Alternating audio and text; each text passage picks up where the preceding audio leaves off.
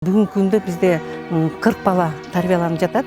Бул жерде көбүнчө бизде жанагындай балдарынан ошо измат этип алып келген балдар да көбүчү. А жанагындай балдарынан баш таштап кеткен балдардын саны азаюуда. Ана ошо көбүнчө бизде ошол репатриация болуп атат. Ошол Российский Федерациядан, Казакстандан болуп атат репатриация. Бизде ошол 2022 жылы 9 бала келип түшкөн. Ошо 8-өө бул Российский Федерациядан келген, а бирөөсү ошол Казакстандан, Алматы шаарынан алып келинген.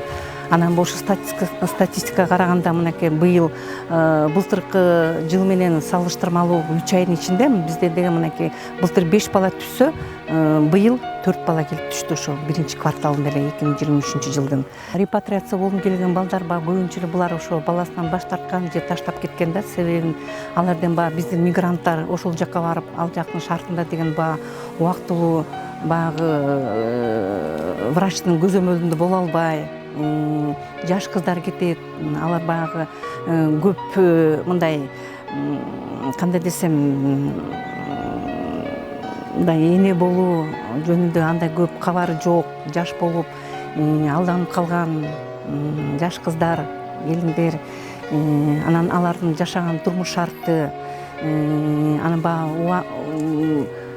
мындай стрессовый состояниеде жүргөнү, анан жашырып, биздин менталитет, кыргыздын менталитети деп тууганын билбесин, бул билбесин деп ушундай шарттарда мындай таштап кеткендер көп болот да. Көнүп, ээрчип, кээде мисалы мага көнүп калган балдар башкадан тамак жеп ыйлайт да.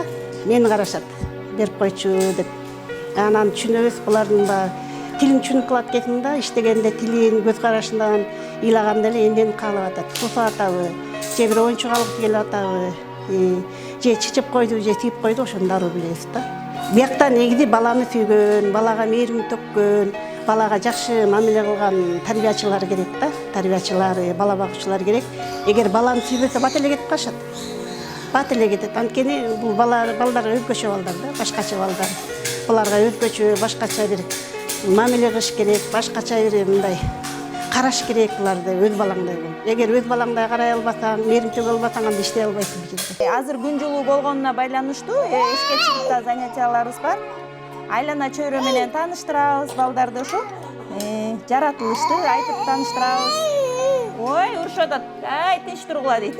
Учан десек эле кой. Ар биринин өзүнүн мүнөздөрү бар. Анан кийин ошо мүнөзүнө жараша мамиле кылабыз. Бизде өзүбүздүн балдарыбыздай эле болуп калышат буларчы. Анан кийин кээде отпускага кеткенде же себептер менен келбей калганда аябай сагынабыз булардычы. Ошол өзүбүздүн балабыздай эле көрөбүз. Биздин да балдарыбыз бар да, неберелерибиз бар. Ошол анан андай 4 жашка чейин багып чоңойтуп, анан булар которулуп атканда кадимкидей көзгө жаш келген учурлар көп болот. Балдар бизден эмете албай, бизге жармашып, биз болсо буларды эме кылып, ушундай андай моменттер болот.